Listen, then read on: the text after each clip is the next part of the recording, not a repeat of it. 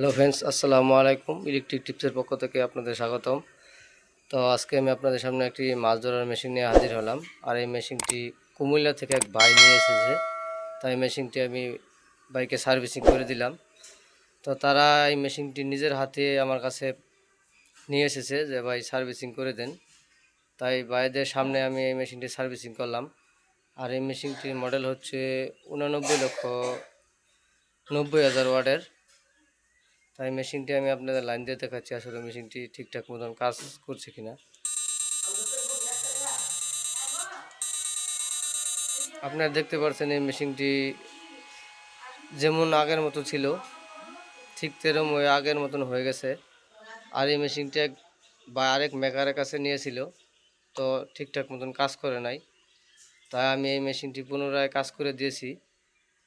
Controller frequency কাট গিয়েছিল গা, filter capacitor এবং নন পোলার ক্যাপাসিটারগুলোও গিয়েছিল গা। আরও এই সাইডের মাঝে লাইন এক্সট্রাকৃতভাবে করা হয়েছে। তাই যাদের যে কোনো ধরনের মাছ ধরা চায় না, যে কোনো ধরনের মাছ মানে আপনারা মেশিন আমার কাছে সার্ভিসিং করে নিতে পারবেন বাংলাদেশের যে কোনো জায়গায়। যারা আমার কাছ থেকে বানানো মেশিন নিতে চান তারা অবশ্য ভিডিও স্ক্রিনে দেওয়া নাম্বারে যোগাযোগ করবেন।